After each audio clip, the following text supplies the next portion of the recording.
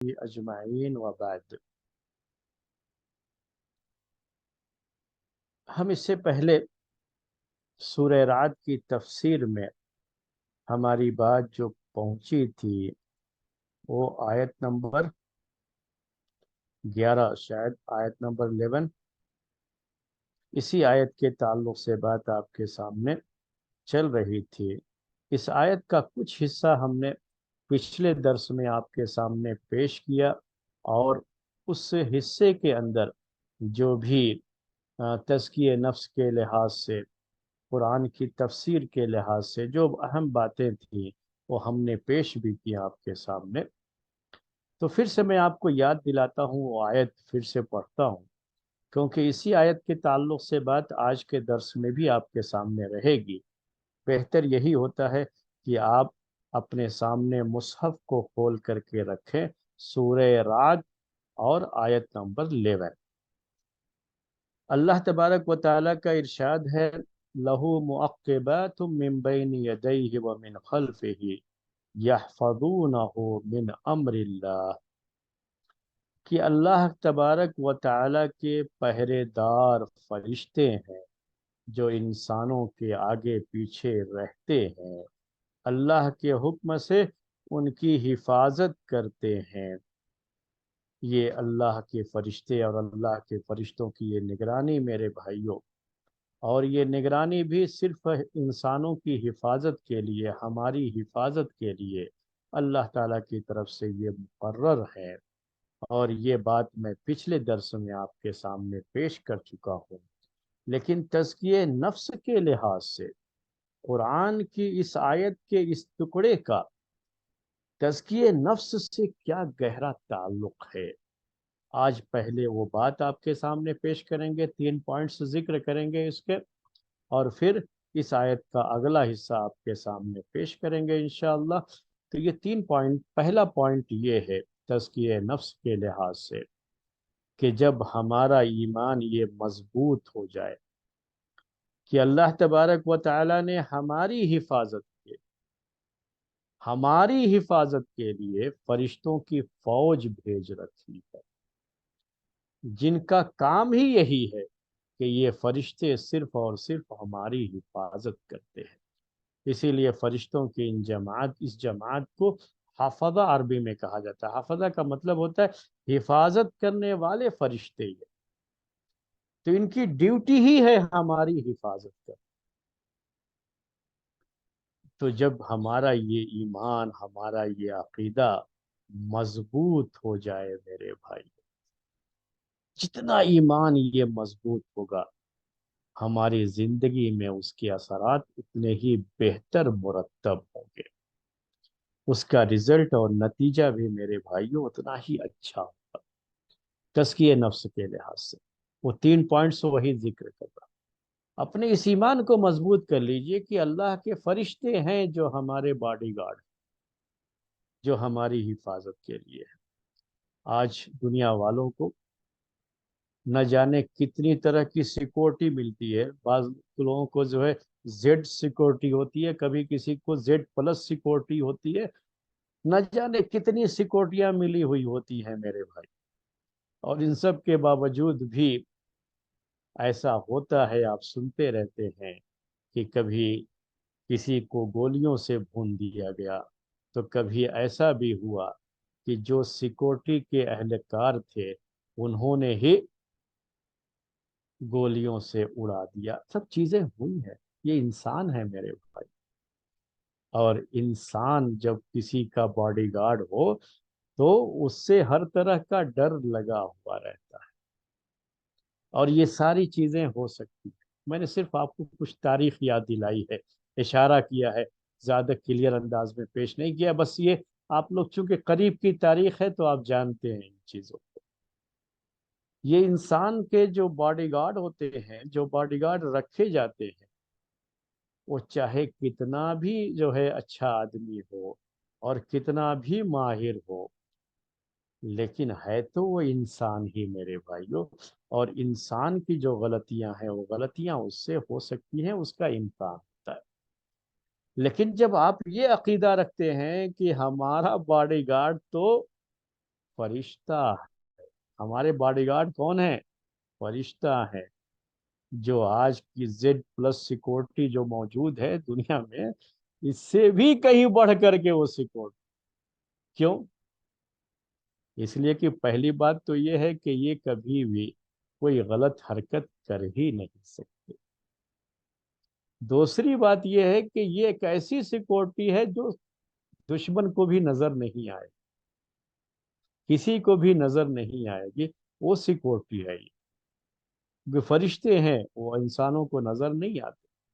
اور تیسری چیز یہ کہ اللہ تبارک و تعالی نے ان کے بھی جو ہے باقاعدہ شفٹ رکھی ہے، اور یہ آتے ہیں جاتے ہیں، اور جو کام ان کو سونپا جاتا ہے اس کام کو انجام دینے میں یہ کبھی بھی ان کے اندر نہ کوئی سستی ہوتی ہے، نہ لیزینس آتی ہے، نہ کوئی اور چیز ہو سکتی ہے، اور نہ کوئی پیسہ دے کر کے ان کو خرید سکتا ہے، اور نہ یہ رشوت لے کر کے کبھی بک سکتے ہیں. کوئی چیز بھی نہیں ہو سکتی یہ تعلق سے. تو تھوڑا غور کیجئے گا میرے بھائی. یہ پہلا ہے تزکیہ نفس کا پہلا پوائنٹ. غور کیجئے بس، اور کچھ نہیں. کیا غور کیجئے؟ جس ذات نے ہمیں یہ سیکورٹی دی ہے، جو دنیا کی ساری سیکورٹیوں سے بھی بڑھ کر کے، یہ وہ سیکورٹی ہے میرے بھائی جو اللہ کے رسول صلی اللہ علیہ وسلم کو دی گئی تھی، جو خلفائے راشدین کو دی گئی تھی، جو سارے جو ہے مسلمانوں کو دی گئی تھی، اور جو خلفاء ہیں ان کو بھی تھی. اگر وہ چیز مقدر نہیں ہے، اگر مقدر ہے تو پھر وہاں حفاظت نہیں کرتے یہ فرشتے، ان کو آرڈر یہی ہوتا ہے بس. اگر وہ مقدر نہیں ہے تو پھر چاہے لوگ لاکھ کوشش کر لیں، کوئی نقصان نہیں پہنچا سکتا. کیونکہ یہ سیکورٹی ایسی ہے کہ اس سیکورٹی کے بعد کسی سیکورٹی کی ضرورت نہیں ہوتی. اللہ کے رسول صلی اللہ علیہ وسلم نے کوئی سیکورٹی رکھی تھی؟ نہیں. کیونکہ یہ زیڈ پلس سیکورٹی نہیں، بلکہ یہ تو اس سے بھی کہیں اعلیٰ درجے کی سیکورٹی ہے جو اللہ تعالیٰ نے دے رکھی تھی. عمر رضی اللہ تعالیٰ عنہ ایسے ہی جو ہے مسجد نبوی میں آرام سے سو جاتے تھے، کوئی مسئلہ نہیں. ابو بکر رضی اللہ تعالیٰ عنہ بیٹھے ہیں لوگوں کے درمیان، چل رہے ہیں. کبھی آپ نے سنا کہ ان لوگوں کے لیے کوئی سیکورٹی تھی؟ نہیں سیکورٹی. اصل سیکورٹی جو تھی وہ کیا ہے؟ وہ فرشتوں کی تھی جو اللہ تبارک و تعالیٰ نے ہر انسان کو دے رکھی ہے. ایسا نہیں کہ صرف ان کو ہی دی تھی، ہر انسان کو دے رکھی ہے. کاش یہ انسان اس کو سمجھے، ہم اس کو سمجھیں. تو پہلا تزکیہ نفس کا پہلا پوائنٹ کیا ہوا 3 پوائنٹ میں سے؟ کہ ہمیں اس کو سمجھ کر کے اپنے رب کا شکر گزار ہونا چاہیے کہ اس رب نے ہمیں ایسی سیکورٹی دی ہے جس سیکورٹی کے سامنے دنیا کی ساری سیکورٹیاں فیل ہیں، کچھ بھی نہیں ہیں، زیرو ہیں، ان کا کوئی بھی مقام. تو ہمیں کتنا شکر ادا کرنا چاہیے اس رب کا.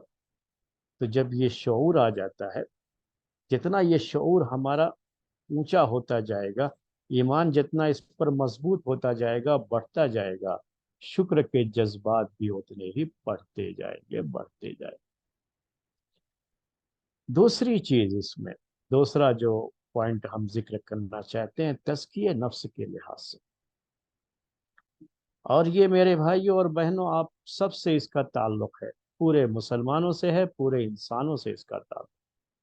جس دن یہ انسان یہ سمجھ جائے کہ اللہ تبارک و تعالیٰ نے اس کی حفاظت کا انتظام کر رکھا ہے، اگر چیز مقدر نہیں ہے تو دنیا کی ساری طاقتیں مل کر کے بھی اس کا کچھ بال بیکار نہیں کر سکتی، نقصان نہیں پہنچا سکتی، کیونکہ اللہ کے فرشتے اس کی حفاظت کے لیے متعین ہیں، سیکورٹی ہے اللہ تعالیٰ کی طرف سے.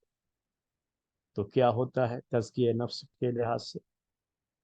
کہ دلوں سے غیر اللہ کا خوف نکل جاتا ہے.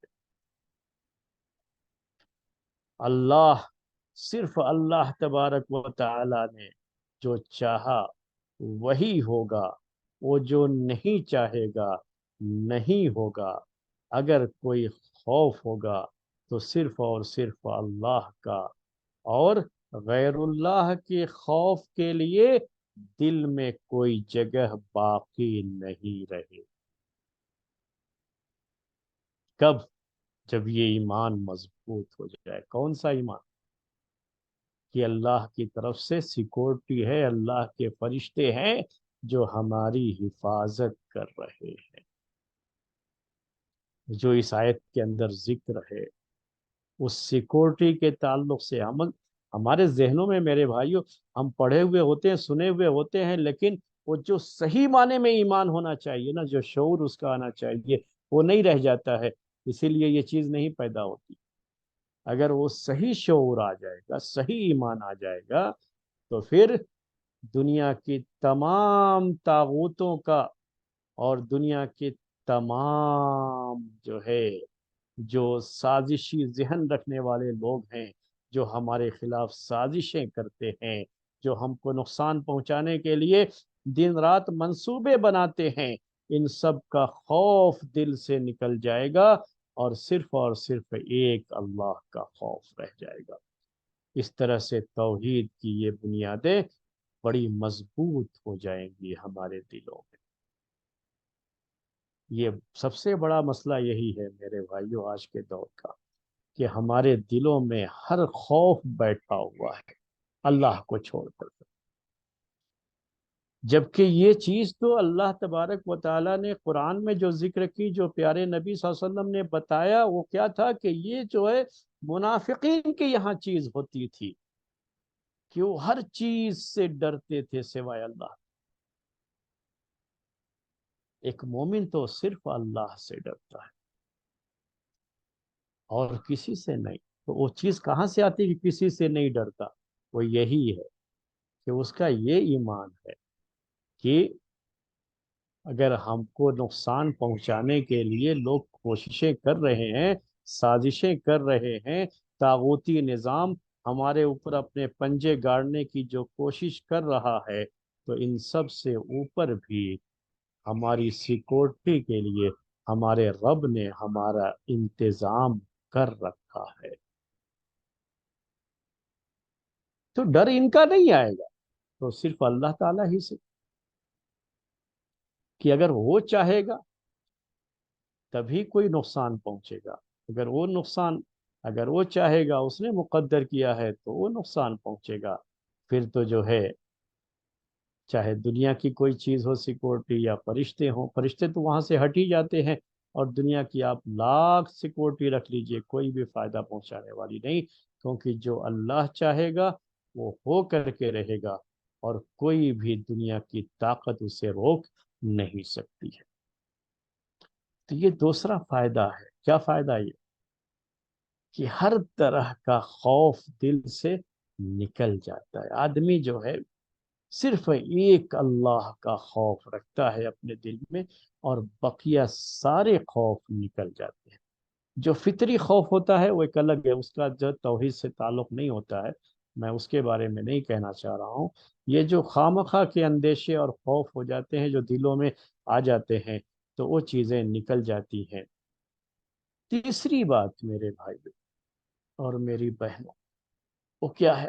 تزکیہ نفس کے تعلق سے اگر یہ شعور آ جائے، ایمان کی یہ مضبوطی آ جائے، تو تیسرا اہم پوائنٹ، کہ ہمیشہ بندہ اس بات کی کوشش کرے گا، اگر یہ ایمان مضبوط رہے گا تبھی، کہ فرشتے ہمارے ساتھ ہیں ہماری حفاظت کے لیے، تو ایسا کوئی بھی کام نہیں کرے گا اللہ کا یہ بندہ جس سے ان فرشتوں کو تکلیف ہو۔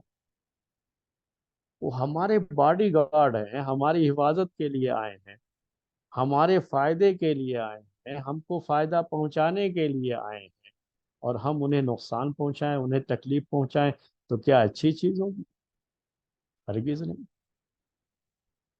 تو ایسی تمام چیزیں جس سے ان فرشتوں کو تکلیف ہوتی ہے، ہم کو ان چیزوں سے دور رہنا چاہیے، کبھی بھی جو ہے ان چیزوں سے دور رہنا چاہیے۔ فرشتوں کو گندگی پسند نہیں ہے، فرشتوں کو جو اسمیل، بیڈ اسمیل ہوتی ہے وہ پسند نہیں ہے۔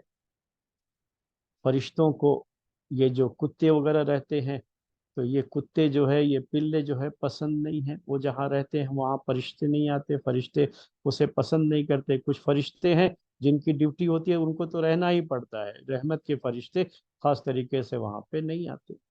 لیکن اس کا مطلب یہ ہے کہ فرشتوں کو ان سے جو ہے ایک طرح سے، جیسے ہم لوگ کہتے ہیں، میں یہ سمجھنے کے لفظ استعمال کر رہا ہوں، الرجک جو ہے، ورنہ یہ فرشتوں کے لیے لفظ نہیں یوز کیا جاتا ہے۔ تو فرشتوں کو وہ چیز پسند نہیں، تو ہم کیوں کریں گے ویسی کوئی چیز؟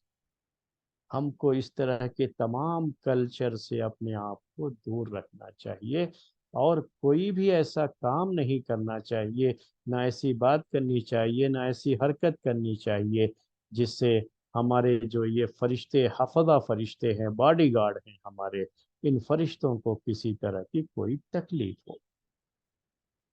یہ کب ہوگا؟ جب یہ شعور آئے گا تبھی نہ ہوگا، جب یہ احساس جاگے گا تبھی نہ ہوگا، جب یہ ایمان مضبوط ہوگا تبھی نہ ہوگا کہ ہمارے ساتھ ہمارے جو ہے باڈی گارڈ فرشتے ہیں، جو اللہ تعالیٰ کی طرف سے ہماری حفاظت کے لیے بھیجے گئے۔ اگر یہ تین چیزیں آپ کے ذہنوں میں بیٹھ جائیں، آپ کے دلوں میں گھر کر جائیں، تو یاد رکھ لیجئے گا میرے بھائیوں اور میری بہنوں، آپ کے دلوں میں کبھی بھی وہ پریشانیاں نہیں رہیں گی، آپ کے ذہنوں میں کبھی وہ الجھنیں نہیں رہیں گی۔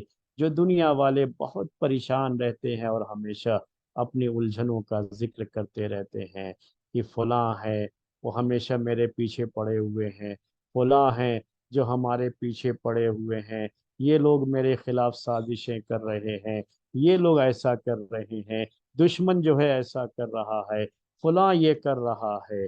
میرے بھائیوں، یہ ساری چیزیں جو ہے آپ کو ایک بڑا سکون سا دل کو ملے گا، آپ کے نفس کو بڑا اطمینان ملے گا اگر یہ ایمان آپ کا مضبوط ہو جائے کہ میرے ساتھ اللہ کے بھیجے ہوئے فرشتے ہیں جو میری حفاظت کے لیے ہی میرے رب نے بھیج رکھے ہیں، اور ان فرشتوں کی حفاظت کے آگے ان سازشی ٹولوں کی سازشیں کچھ بھی حیثیت نہیں رکھتی ہیں، کچھ بھی معنی نہیں رکھتی ہیں، یہ کچھ نہیں کر سکتے۔ اللہ اگر حفاظت کرنا چاہتا ہے، بچانا چاہتا ہے، یہ دنیا کی طاقتیں کچھ نہیں کر سکتی۔ یہ ایمان انسان کو بڑا سکون دیتا ہے۔ آپ بھی محسوس کیجئے گا اس کو، جس دن آپ کے دلوں میں یہ چیز اچھی طرح سے بیٹھ جائے گی نا، تو دیکھیے گا کہ کتنا سکون ملتا ہے، اس کے بعد آپ کے نفس کو کتنا اطمینان ملتا ہے۔ پوری دنیا کے لوگ صرف اسی سکون اور اسی اطمینان کی تلاش میں ہیں۔ گرمی کے ان دنوں میں میرے بھائیوں، ہمیں اے سی کی یہ ٹھنڈی ہوائیں بھی وہ سکون نہیں بخشتی، ہمیں وہ سکون نہیں دے سکتی جو سکون ہمیں یہ آیتیں دیتی ہے، جو سکون ہمیں یہ ایمان دیتا ہے، جو سکون ہمیں یہ احساس دیتا ہے کہ ہمارے ساتھ اللہ کے بھیجے ہوئے فرشتے ہیں جن کو حفظہ کہا جاتا ہے، جو ہمارے باڈی گارڈ ہیں۔ تو یہ بات تھی، یہ تین پوائنٹس ہم نے تزکیے کے تعلق سے آپ کے سامنے ذکر کر دیے۔ اب اس کے بعد اسی آیت میں آگے فرمایا اللہ تبارک و تعالی نے، اور اس کا تعلق بھی ذرا لحاظ جس کا بھی خیال کیجیے گا، اس کو بھی سوچیے گا۔ فرمایا ان اللہ لا یغیر ما بقوم حتی یغیروا ما بانفسهم، کہ یقیناً اللہ تعالی نہیں بدلتا ہے، یقیناً اللہ تبارک و تعالی نہیں بدلتا ہے کسی قوم کی حالت کو جب تک کہ وہ لوگ خود اپنے حالات کو نہ بدلیں، جب تک کہ وہ لوگ خود اپنے حالات کو بدلنے کے لیے کوشش نہ کریں۔ اللہ تعالیٰ نہیں بدلتا ہے جب تک کہ وہ خود نہ بدلیں۔ یہ جو ہے اس آیت کے تعلق سے اصل میں اس کی دو طرح سے تفسیر کی گئی ہے، پہلے وہ آپ کے سامنے پیش کر دوں۔ پہلی یہ تفسیر ہے کہ اللہ تبارک و تعالیٰ کسی بھی قوم کے حالات کو اس وقت تک نہیں بدلتا ہے جب تک وہ قوم اپنے آپ کے اپنے حالات کو نہ بدلے یا اس کو بدلنے کی کوشش نہ کرے، اس کی جو ہے اس کے یہاں جو ہے رغبت نہ ہو اپنے حالات کو بدلنے کی۔ جب رغبت ہوگی، خواہش ہوگی تو آدمی کوشش بھی کرے گا۔ تو ایک معنی یہی کیا جاتا ہے کہ جب تک لوگ خود اپنے حالات کو بدلنے کے لیے اٹھ کھڑے نہیں ہوتے، تب تک اللہ تعالیٰ بھی کسی قوم کے حالات کو نہیں بدلتا ہے۔ اور ایک دوسرا معنی جو ہے اس کا یہ بھی کیا جاتا ہے، ان اللہ لا یغیر ما بقوم حتی یغیروا ما بانفسہم۔ اس کا معنی یہ کیا جاتا ہے ایک یہ کہ اللہ تبارک و تعالی اس کسی بھی قوم کے حالات، مطلب یہ کہ ان کی جو مصیبتیں اور پریشانیاں ہیں، ان کی یہ مصیبتیں اور پریشانیاں اللہ تعالیٰ اس وقت تک دور نہیں کرتا ہے جب تک کہ یہ لوگ اپنے آپ کو چینج نہ کریں۔ یعنی ان کے یہاں جو نافرمانیاں ہیں، اللہ تبارک و تعالیٰ کے دین سے جو دوری ہے، جب تک یہ لوگ اسے ختم کر کے اپنے رب کی طرف لوٹ کر کے نہ آئیں، تب تک اللہ تعالیٰ ان کے حالات کو چینج نہیں کرتا، ان کے حالات کو نہیں بدلتا۔ دونوں معنی میرے خیال میں آپ کو سمجھ میں آ گیا ہوگا۔ یہ اصل میں اس کی تفسیر میں یہ دو معنی ذکر کی گئے ہیں، دونوں میں فرق ہے تھوڑا، وہ فرق بھی شاید آپ کو واضح ہو گیا ہوگا، سمجھ میں آ گیا ہوگا۔ اب اس کے بعد ہم جو ہے، چونکہ تزکیے کی ایک کلاس ہوتی ہے تو تزکیے نفس کے لحاظ سے بھی جو ہے ان آیتوں پر ہم غور و فکر کیا کرتے ہیں، تو اس لحاظ سے آپ کے سامنے جو ہے 3 پوائنٹس ان آیتوں کے تعلق سے میں یعنی آیت کے اس ٹکڑے کے تعلق سے میں پیش کرنا چاہوں گا۔ سب سے پہلی بات یہ کہ آپ پہلا معنی لے لیجئے کہ اللہ تعالیٰ کسی بھی قوم کے حالات کو اس وقت تک نہیں بدلتا ہے جب تک کہ وہ خود اپنے حالات کو بدلنے کے لیے اٹھ کھڑے نہ ہو۔ جب تک ان کی طرف سے کوشش نہ ہو، تب تک اللہ تعالیٰ بھی ان کے حالات کو نہیں بدلتا ہے۔ یہ جو ہے اس کی جو ہے دو شکلیں ہوتی ہیں حالات کو بدلنے کے تعلق سے، وہ دونوں شکلیں میں آپ کے سامنے پیش کرنا چاہوں گا۔ یہ جو یعنی وہ دو تفسیر جو تھی وہ اپنی جگہ پر ہو گئی، اب یہ جو ہے یہ جو ایک تفسیر ہے، جو پہلے تفسیر میں نے بیان کی تھی کہ جب تک انسان خود اپنے حالات کو بدلنے کے لیے کوشش نہیں کرتا، تب تک اللہ تعالیٰ بھی نہیں بدلتا ہے۔ تو اس کی دو شکلیں ہوتی، ایک شکل یہ ہے کہ اگر کسی شخص کو اللہ تبارک و تعالیٰ نے نعمتوں سے نوازا ہے اور بادشاہت دے رکھی ہے، مثلا بڑا اونچا مقام دے رکھا ہے، اس کا سماج میں اپنا ایک مقام ہے، ایک مرتبہ ہے، لوگ اسے سلام کرتے ہیں، نہیں یہ سلام تو خیر مسلمان خود آگے بڑھ کر پہلے کرتا ہے، مطلب کہنے کا یہ ہے کہ اردو میں اس طرح کا محاورہ یوز کیا جاتا ہے کہ لوگوں کو اس کو لوگ سلام کرتے ہیں، اس کا مطلب یہ ہے کہ بڑا اونچا مقام ہے اس کا، سماج میں اس کی اپنی ایک جو ہے پکڑ ہے اور اس کی ایک حیثیت ہے۔ تو جب تک آدمی اپنی اس حیثیت کو سمجھتا ہے اور اسی کے لحاظ سے وہ کام کرتا ہے، اللہ تعالیٰ نے اسے یہ مقام دیا، یہ مرتبہ دیا، اپنے رب کا شکر گزار رہتا ہے اور اچھے کام کرتا ہے، وہ جو عہدہ ہے، وہ جو مرتبہ ہے، وہ جو اسٹیٹس ہے، وہ جو مقام ہے جو اللہ تعالیٰ نے اسے دے رکھا ہے، سماج میں جو مقام اسے حاصل ہوا ہے، اپنی اس پوزیشن کو پہچانتا ہے اور کوشش کرتا ہے کہ یہ چیز ہمیشہ باقی رہے اس کے لیے، یعنی اچھے کام کرتا ہے تاکہ جو ہے یہ چیز باقی رہے، تو اللہ تعالیٰ بھی اسے بدلتا نہیں، اللہ تعالیٰ اس کو موقع دیتا ہے، ایسے ہی اس کا کام چلتا رہتا ہے، وہی چلتا رہے گا، اللہ تعالیٰ بھی چینج نہیں کرتا۔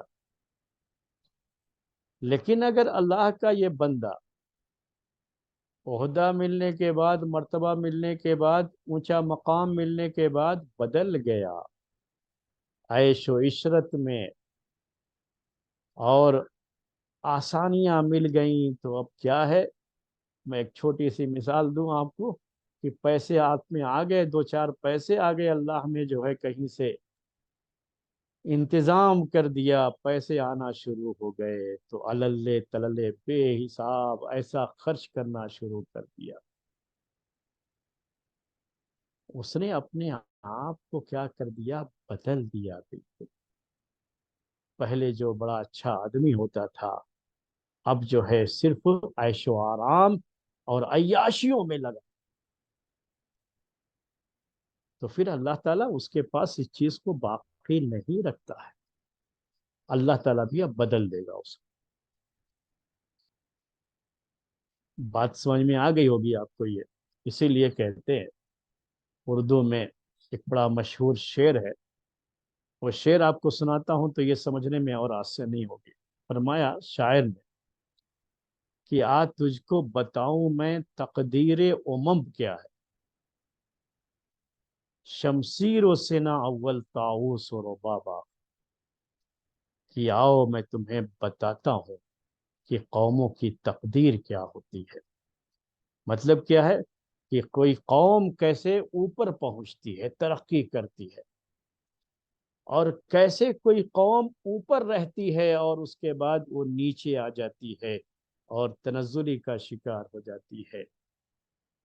اس کی میں بتاتا ہوں دنیا میں یہ کیسے ہوتا ہے۔ تو کہا کہ شمشیر و سنا، شاعر کہتا کہ جب انسان بڑا بہادر ہوتا ہے اور اپنی عزت کی حفاظت کرنا جانتا ہے، اپنی حفاظت کرنا جانتا ہے، اور اپنے دفاع اور اپنے ڈیفنس کی طرف توجہ دیتا ہے، اور جو بھی اللہ تبارک و تعالیٰ نے اسے دے رکھا ہے وہ سمجھتا ہے کہ یہ اللہ کا دیا ہوا ہے، اور اگر میں نے اس کو صحیح استعمال نہیں کیا تو اللہ تعالیٰ اپنی یہ نعمت چھین لے گا۔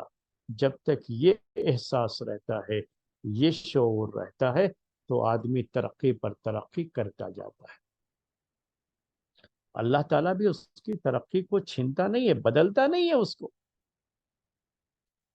اللہ تعالیٰ اس کی حالت کو بدلتا نہیں ہے۔ مطلب کیا ہے؟ جو وہ اچھائی کی طرف ہے تو اچھائی کی طرف چلتا جاتا ہے، چلتا جاتا ہے۔ اللہ تعالیٰ کیوں بدلے گا؟ وہ تو اللہ تعالیٰ کا شکر گزار بندہ ہے۔ یا یہ کہ وہ اپنی محنت ابھی بھی کر رہا ہے، تو جب محنت کرتا جاتا ہے تو محنت کرنے والوں کی محنت کو اللہ تعالیٰ ضائع نہیں کرتا ہے۔ یہ اللہ تعالیٰ کی سنت ہے، اس کا طریقہ ہے۔ اس کے بعد آخر میں کیا کہا؟ طاؤس و رباب۔ آخر طاؤس رباب یہ کیا تھا؟ یہ ناچنے گانے کی چیز ہے، عیش و آرام، عیاشیاں۔ اور انسان سے یہ نعمتیں کب چھین دی جاتی ہیں؟ کب وہ تنزلی کی طرف آتا ہے، یعنی ڈاؤن جو ہے نیچے کی طرف کب آنا شروع ہو جاتا ہے، اس کا گراف گھٹنا کب شروع ہو جاتا ہے؟ جب انسان عیش و آرام میں لگ جاتا ہے، عیاشیوں میں لگ جاتا ہے، بھول جاتا ہے کہ جس نے یہ نعمتیں دی ہیں وہ نعمتیں چھین بھی سکتا ہے۔ جب یہ بھول جاتا ہے تو اللہ تعالیٰ چھین لیتا ہے، بدل دیتا ہے۔ اس نے اپنے آپ کو چینج کر لیا، اللہ تعالیٰ اس کو یاد نہیں رہا، اپنے رب کو بھول گیا، اپنے آپ کو چینج کر لیا تو اللہ تعالیٰ بھی بدل دیتا ہے۔ یہ ایک شکل ہوتی ہے اس کی، میں نے جو صورتیں جو کہیں آپ سے۔ دوسری صورت اس کی یہ ہے کہ انسان مصیبتوں میں ہے، پریشانیوں میں ہے۔ اب ان مصیبتوں اور پریشانیوں میں آدمی چاہتا تو ہے کہ اس کے حالات اچھے ہو جائے، بدل جائے، جو ظالم حکمران اس کے اوپر ہے یہ ظالم حکمران ختم ہو جائے، کوئی اچھا جو ہے شخص حاکم بن کر کے آئے۔ اس کی خواہش ہے کہ حالات جو ہیں یہ بدل جائے، لیکن خود کچھ کرتا نہیں، ہاتھ پر ہاتھ دھرے آرام سے بیٹھا ہے، سویا ہے۔ تو اللہ تعالیٰ نے کہا کہ اللہ تعالیٰ کسی قوم کی حالت کو نہیں بدلتا جب تک کہ وہ خود اپنی حالت کو نہ بدلے، یعنی جب تک وہ خود اٹھ کھڑا نہ ہو حالات کو بدلنے کے لیے۔ جب تک اس کی طرف سے وہ جو کچھ کر سکتا ہے، جب تک وہ اپنے حصے کا کام نہیں کرتا، تو اللہ تبارک و تعالی بھی پھر ایسے لوگوں کے حالات کو نہیں بدلتا ہے۔ تو اس کے ذریعے سے کیا چیز، یعنی کیا نصیحت ہوتی ہے کہ آدمی کو پہلے خود اپنے حالات کو بدلنے کے لیے اور بہتر حالات کے لیے جو کوشش وہ کر سکتا ہے تو اپنی کوشش کرنا ہے اسے۔ جب وہ اپنی کوشش کرے گا تو اللہ تعالیٰ کی مدد بھی پھر آئے گی، اللہ تعالیٰ حالات کو بدل دے گا۔ کوشش کیے بغیر صرف دعا کرنا یہ کافی نہیں ہوتا ہے۔ کوشش کرنے کے بعد دعا کرنا یا کوشش کرنے کے ساتھ ساتھ دعا کرنا، تو اس سے کامیابی ملتی ہے۔ دو تین مثالیں دے دوں آپ کو سمجھنے کے لیے اسے، یہ شاید آپ لوگوں کو کچھ عجیب لگ رہا ہوگا، اس لیے دو تین مثالیں دے دیتا ہوں۔ ایک بچہ ایگزام میں بیٹھنا ہے اس کو، تو ایگزام میں لکھنے کے لیے تیاری کرنی ہے، اس کو پریپیئر ہونا ہے، وہ پریپیئر نہیں ہو رہا ہے، صرف دعا کر رہا ہے اللہ تعالیٰ کامیاب فرما دے۔ اللہ تعالیٰ اسے کامیابی نہیں دیتا ہے، وہ چاہے لاکھ دعائیں کرے اور دنیا کے کسی بھی خطے میں دعا کرے، اور چاہے دنیا کے کسی بڑے سے بڑے بزرگ آدمی سے دعا کروا لے، لیکن اللہ تعالیٰ کا یہ دستور ہے، اللہ تعالیٰ کا یہ طریقہ ہے کہ پہلے انسان خود جب محنت کرتا ہے، اپنی جب محنت لگاتا ہے، اپنا ایفرٹ جو اس کا ایفرٹ ہے اگر وہ جو ہے کرتا ہے، تو اللہ تعالیٰ پھر اس کے حالات کو بدلتا بھی ہے، اس کی پریشانی کو دور بھی کرتا ہے، اس کی دعائیں سنتا ہے۔ ہاں، ایک شخص ہے جو محنت کر رہا ہے پورے طریقے سے اور ساتھ میں دعائیں کر رہا ہے، محنت کیا اپنی طرف سے اور پھر اللہ تعالیٰ سے دعائیں کر رہا ہے، تو اللہ تعالیٰ ایسے لوگوں کی دعائیں ہی سنتا ہے۔ مطلب یہ کہ ایسے لوگوں کی دعائیں قبول کرتا ہے۔ سننے سے مراد کیا ہے؟ قبول کرنا ہے یہاں پر، ورنہ آپ کہیں گے کہ اللہ تعالیٰ تو سب کی سنتا ہے۔ تو ایسے لوگوں کو ان کے مقصد میں اللہ تعالیٰ کامیاب کرتا ہے اور ان کی جو ہے دعا کو قبول کر لیتا ہے۔ یہی حال ہے میرے بھائی، یہی اصل مسئلہ ہے کہ صرف دعا، اسی لیے کہا صرف دعا کرنے سے چیز نہیں ہوتی ہے، جو ایفرٹ ہے اپنی طرف سے وہ ایفرٹ لگانا ہے، اس کے بعد ہی دعا کرنی ہے۔ تو یہ میں نے ایک سمجھنے کی مثال اگزام کی دی تھی آپ کو، اللہ کے رسول صلی اللہ علیہ وسلم کی زندگی سے کچھ مثالیں آپ کو دیتا ہوں اس کی۔ جب چاروں طرف سے لوگ آ گئے تھے غزوہ احزاب کے موقع پر مدینے پر حملہ کرنے کے لیے، بڑا نازک وقت تھا، بڑی جو ہے بہت بڑی مصیبت تھی مدینے والوں کے لیے یہ۔ یہاں تک کہ قرآن میں اللہ تعالیٰ نے کہا کہ ان کے کلیجے حلق کو آ گئے تھے، یعنی اتنا پریشانی کا عالم تھا۔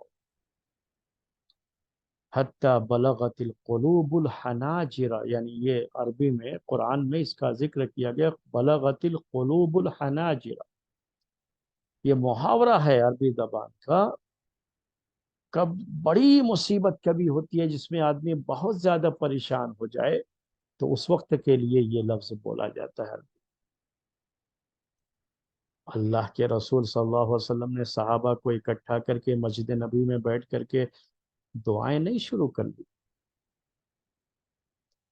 جبکہ دعا کرنا ہی ہے، وہ کرتے بھی رہے، لیکن صرف یہ کہ چلو یہ لوگ آئے ہیں کیا کر سکتے ہیں، یہ ہم بیٹھ کے اللہ تعالیٰ سے دعا کرتے ہیں، آؤ بیٹھ کے دعا کرتے ہیں، نہیں، بلکہ اب اس صورتحال سے ہمیں نپٹنا کیسے ہے، اپنی طرف سے کیا ہم کوشش کر سکتے ہیں بچاؤ کے لیے، ڈیفنس کے لیے، اس کے لیے پیارے نبی صلی اللہ علیہ وسلم مشورہ کرتے ہیں اپنے صحابہ سے۔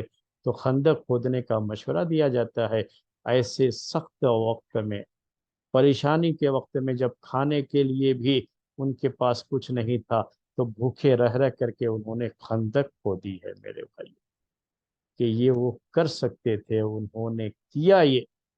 جب انہوں نے یہ سب کر لیا، اللہ تعالیٰ سے دعا کی اس کے بعد، تو اللہ تعالیٰ نے ہوا بھیج دی جس کی وجہ سے ان کی ہوا اکھڑ گئی اور سب بھاگ کھڑے ہوئے وہاں سے۔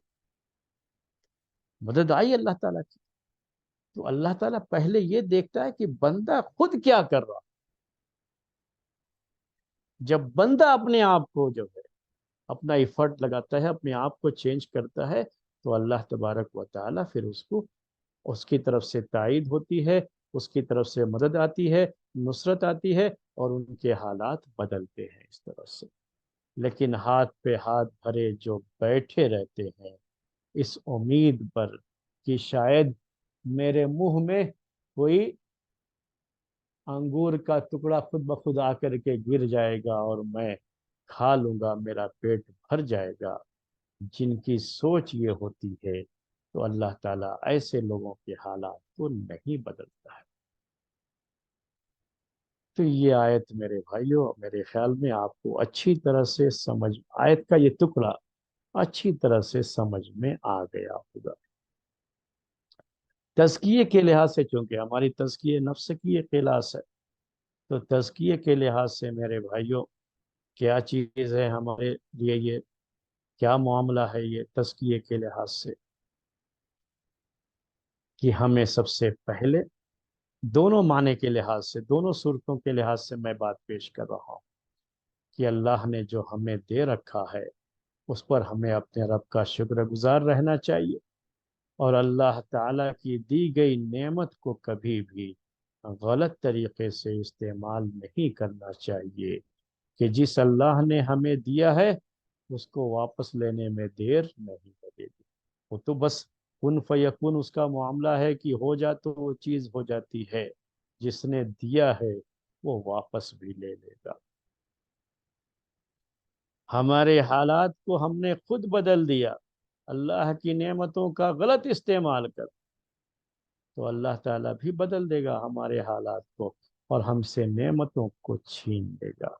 تو کبھی بھی اللہ کی نعمتوں پر اللہ کے شکر گزار بن کر کے رہیں، اور ان نعمتوں کا درپیوگ یا کہہ لیجئے غلط استعمال، مس یوز نہیں ہونا چاہیے. یہ ہماری طرف سے پورے طریقے سے اس کا بندوبست رہنا چاہیے. دوسری بات یہ کہ ہمارے ساتھ اگر کوئی مصیبت ہے، کوئی پریشانی ہے، ہم پریشانی کے دور سے گزر رہے ہیں، اور حقیقت یہ ہے کہ آج پوری دنیا میں مسلمان پریشانی کے دور سے گزر رہے ہیں، اور ہر ایک کی زبان پر شکایت رہتی ہے، ہر ایک جو ہے اس باتیں جو ہے ذکر کرتا رہتا ہے کہ یہ پریشانی، یہ پریشانی. کہیں ظالم حکمرانوں کی پریشانی ہے، تو کہیں دین میں کو لے کر کے ایسے ایسے فتنے، ان فتنوں کی وجہ سے جہاں اچھے لوگوں کو پریشانی ہے. تو میرے بھائیوں اس طرح کے حالات میں پہلے یہی ہے کہ ہمیں خود اپنے آپ کو بدلنا ہوگا. جب تک ہم اپنی طرف سے، ہماری جو کوشش ہے، جب تک ہم اپنی طرف سے وہ کوشش نہیں کریں گے، ہم اپنا ایفرٹ نہیں لگائیں گے، ہم اپنا 100% اس چیز کو نہیں دیں گے، تب تک اللہ تعالیٰ بھی نہیں بدلے گا. ہمیشہ اس بات کو یاد رکھیں. لوگوں نے یہ سمجھ لیا ہے کہ ہم صرف دعا کر لیں گے تو کافی ہو جائے گا، تو یہ غلط ہے، یہ غلط سوچ ہے. اور بعض خطبہ نے اس طرح کا لوگوں کا ذہن بنا دیا ہے، ان کو صحیح اسلامی تعلیم کا پتہ نہیں ہے.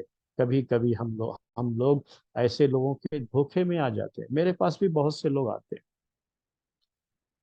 میرے بچے کا ایگزام ہے، کوئی قرآن کی آیت بتا دیجئے جو پڑھ کر کے وہ بچہ جو ہے پاس ہو جائے.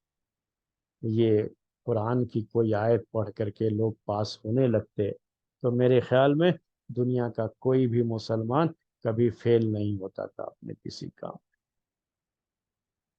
نہیں، پہلے کیا ہے، ہم ہمیشہ ان کو یہی کہتے ہیں، جا کے اپنے بچوں سے یہ کہو کہ کہیں کچھ نہیں ہے، پہلے آپ محنت کرو، آپ تیاری کرو، آپ اپنی محنت کرو. محنت کرنے کے بعد بھی کبھی انسان کو اس کا پھل نہیں ملتا ہے، پاس نہیں ہوتا ہے، فیل ہو جاتا ہے، یہ سب چیزیں ہو جاتی ہیں. لیکن پہلے محنت کرو، محنت کرنے کے بعد اللہ تعالیٰ سے دعا کرو کہ آپ کی یہ محنت کامیاب ہو جائے.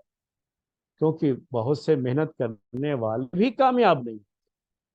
تو محنت کرنے کے بعد کامیابی کے لیے اپنے رب سے دعا کرو، یہ چیز ہے، یہ کرنا ہے۔ کبھی بھی لوگوں کو ایسا مت بناؤ کہ جو ہے یہ پڑھ لیں گے تو یہ ہو جائے گا، یہ پڑھ لیں گے تو یہ ہو جائے گا، قرآن کی یہ آیت پڑھ لیں گے تو یہ ہو جائے گا، ایسا کھولیں گے تو یہ چیز آئی قرآن کی، اس لیے گویا کہ یہ اشارہ ہے کہ مجھے یہ کرنا۔ یہ سب چھوڑو، یہ سب چیزیں جو ہے یہ غلط جو ہے باتیں ہیں جو لوگوں کی طرف سے لوگوں کے ذہنوں میں بیٹھائی گئی۔ نہیں، آپ جو صحیح طریقہ ہے اسے اپنائیں، اس کے مطابق زندگی بسر کریں، اپنی طرف سے جو محنت ہے وہ محنت کو لگائیں، اپنی کوشش جو ہے اس کوشش کو لگائیں، اور اپنے حالات اگر صحیح نہیں ہیں اور ہماری زندگیوں میں اگر کہیں بھی اللہ تعالیٰ کی نافرمانی ہے تو ہم اپنے حالات کو بدل کر کے اللہ کی طرف آئیں، تو اللہ تعالیٰ ضرور ہماری مدد کرے گا۔ اور حالات کو بگڑنے اور اللہ کی طرف آنے کا ایک حصہ یہ بھی ہے کہ ہم اپنے طور پر محنت کریں، کوشش کریں۔ جو محنت کرنا ہمارے لیے ضروری ہے، جس کی ہدایت ہم کو قرآن میں دی گئی، حدیث میں دی گئی، اپنی طرف سے کوشش کرنے کی، اپنی طرف سے اپنے دفاع اور ڈیفنس کے لیے کوشش کرنے کی، محنت کرنے کی، اپنے حالات کو بدلنے کی کوشش کرنے کی جو ہمیں تعلیم دی گئی ہے، وہ ہم اپنی کوشش کریں۔ جب ہم اپنی یہ کوشش کریں گے تو اللہ تعالیٰ بھی ہمارا ساتھ دے گا، اس کی مدد ہوگی، اللہ تعالیٰ بھی حالات کو بدلے گا۔ تو یہ ہے میرے بھائیوں آیت کا یہ ٹکڑا۔ اس آیت کا یہ ٹکڑا جو میں نے آپ کے سامنے پیش کیا، میرے خیال میں بات آپ کو سمجھ میں آ گئی ہوگی، اور اسی پر ہم تفسیر کا یہ درس ختم کرتے ہیں، اور آپ سے رخصت چاہتے ہیں۔ انشاءاللہ آیت کا بقیہ ٹکڑا آئندہ درس میں آپ کے سامنے اس کی تفسیر پیش کریں گے۔ آج کا درس اسی پر ختم کرتے ہیں۔ سبحانک اللہم و بحمدک، اشہد ان لا الہ الا انت، استغفرک و اتوب الیک۔